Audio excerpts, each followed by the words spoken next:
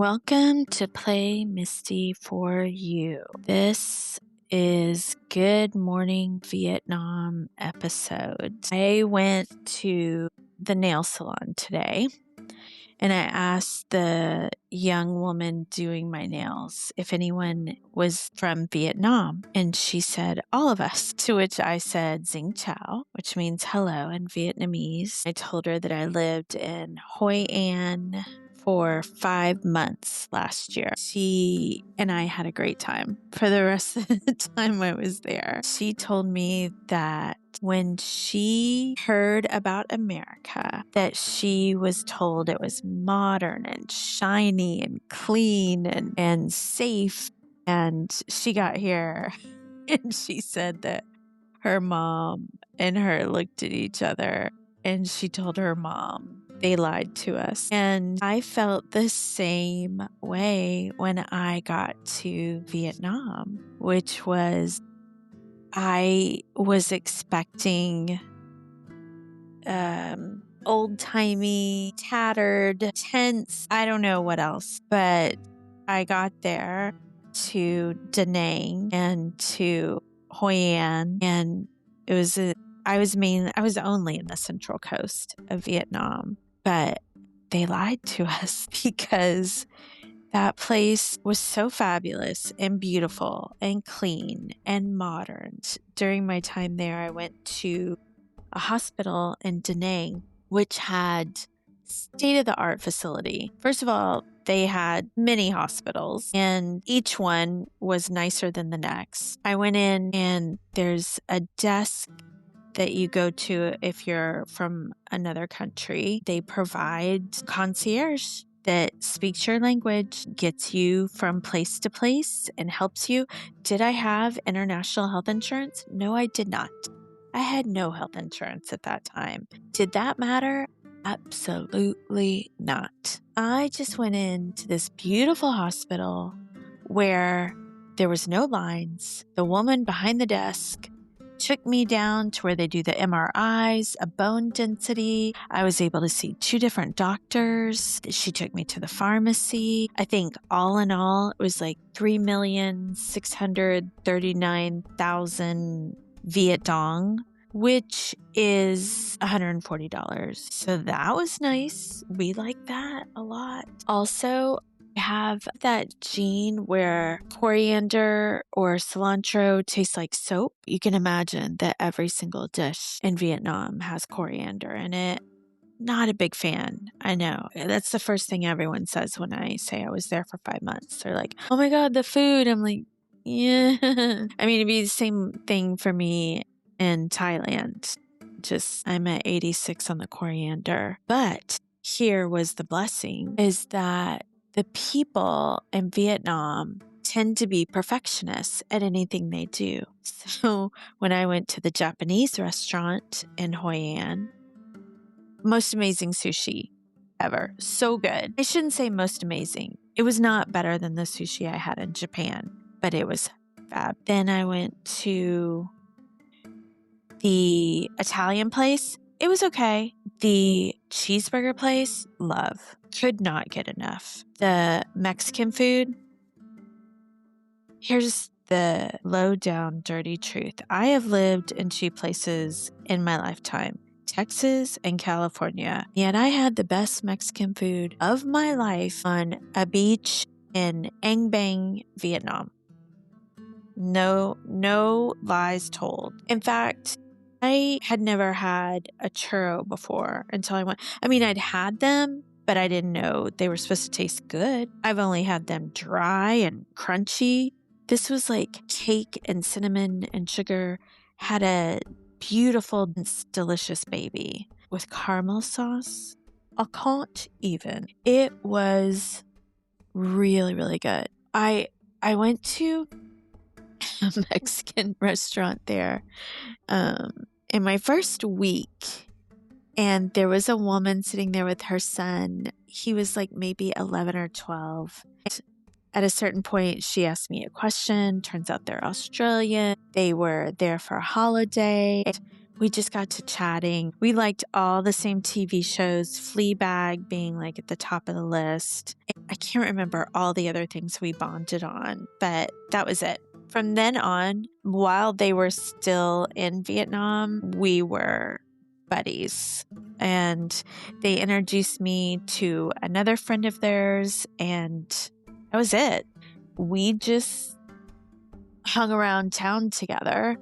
And one of the times that we were on Anh Bang Beach, and she's having her 11, maybe he was 9, I don't know, son Google places to eat on Anh Bang Beach. Do not let a child Google that phrase. Nope, not a good idea. Or maybe we were at this place called Mom's, whatever it was, just anything with fabulous beach, wonderful, but not really Googleable. You know what I'm saying?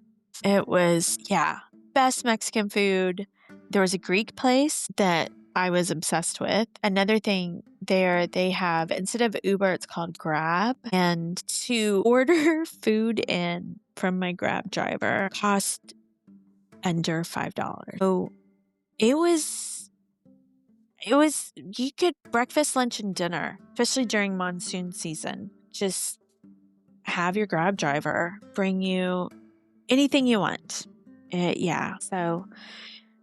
that was the interesting thing about talking with this woman today, was that she was sold a bill of goods about the US being modern, clean, and safe. I was sold a bill of goods about Vietnam being not modern, not clean, and not safe, because I felt safe to walk on my own 10 p.m. at night anywhere in Hoi An, and Da Nang too. Da Nang was a little busier. I rode a scooter. Wait, what? Stop. Full stop. I rode a scooter. When I first got there and saw the traffic, and it was, the best way I can describe it is that there's not many lights. There's not lanes painted. It's all scooters. And every once in a while, travel bus that feels like an 18-wheeler is coming through. So it's like scooter, scooter, scooter. Oh my God, we're all going to die. Scooter, scooter, scooter. Oh my God, we're all going to die. But even walking through crosswalks with that, I remember my son telling me when I was telling him about the crosswalks and traffic, and he said, you have to be confident. Don't ever stop. Don't pause. Just be confident, and they will go around you. Which, by the way, had he been there? No, he's just the smartest thing you've ever seen. I'm like, okay, great advice. Sure enough, go out, go into the crosswalks confidently. Everybody works around it. Then when I'm doing the scooters, it's as if everyone is listening to Mozart. It's a symphony.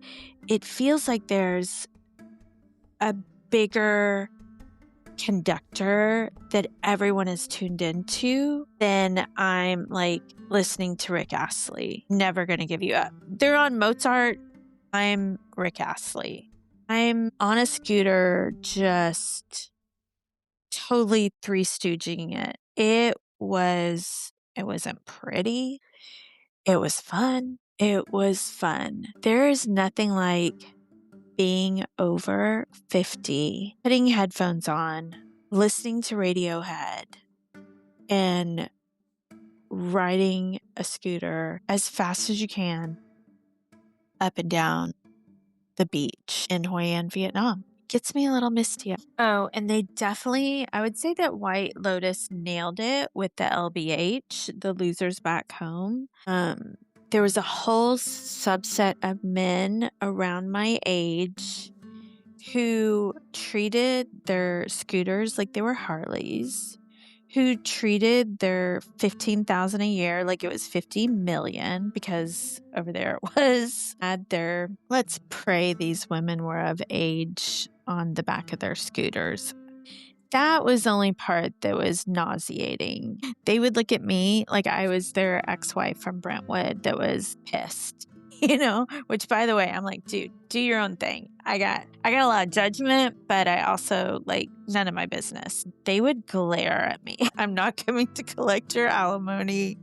Do what you gotta do, buddy. There's also this thing in Vietnam that they have. Some kind of thing worked out with Australia where they train the Vietnamese in dentistry so that when Australians go on vacation, they can get affordable dental care in Vietnam. Told to me, by all means, do your own research, but it was told to me that Australians treat Vietnam like Americans treat Mexico. It's their vacation spot where they go to, and while they're there, sometimes we'll get procedures done. I went to the dentist. It was an Australian clinic, all Vietnamese dentist. State of the art just doesn't describe it.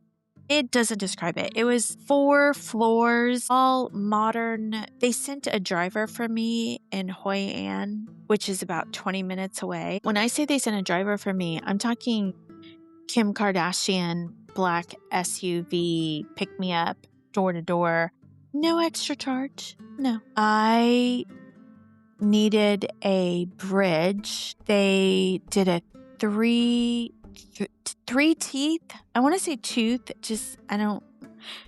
Three things. Pearl bridge. I checked in LA and it would have been 22 to 32,000 for this. And I paid $360.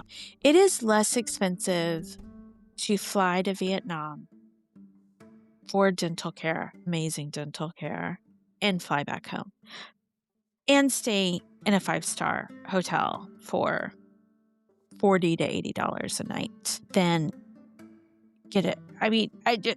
There are no words. And we get to the people. This is when I really do get misty-eyed because I fell in love with the country because I fell in love with the people. At first, when I got to that first hotel, sunrise, sunset, it had the sun in it. And the front desk remembered my name, or I go into breakfast. It was the most amazing breakfast buffet. And they remember my name. And the women that worked there began to ask me how my day was. Then they began to call me and ask me if I wanted to go with the tour bus. They asked me if I wanted to go to coffee. And then they would tell me about the traditions there. Then we would take pictures together. Then they followed me all on Instagram and I followed them. And then I would meet their husbands and then the kids. And then they invite you for dinner. Then you all go swimming. It's immediate family. Add water, instant family.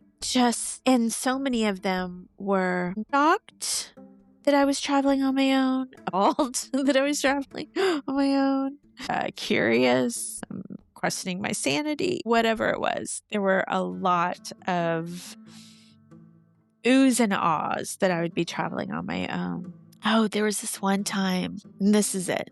This is where I will leave it for today. But there was this one time in the mornings on the beaches, where I was at least, I can't say for all of Vietnam. Again, I was in the Central Coast. The whole community goes and gets in the water and does their exercises, and everything from the babies to the grandparents and everything in between. The teenage kids, the whole community, all the families, they go and take their morning plunge and do their exercises on the beach before the day's work begins, before they go slog whatever for the foreign tourists that are there visiting.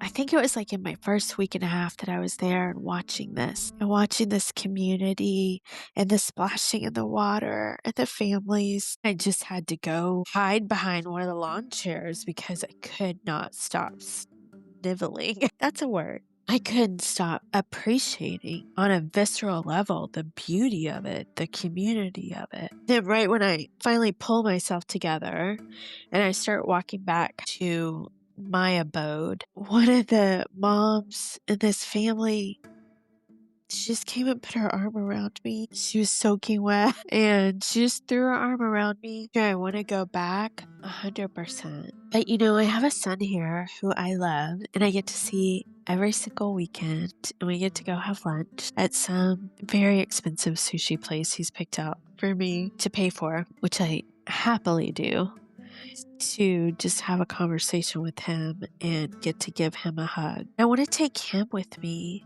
and show him, but I could say that I have that community here. I do, as far as us speaking the same language. I didn't speak that much Vietnamese, and a lot of them spoke English, but not everyone spoke English. It was heart to heart. It wasn't a lot of communication needed. Today's episode is sponsored by OtisIncLA.com.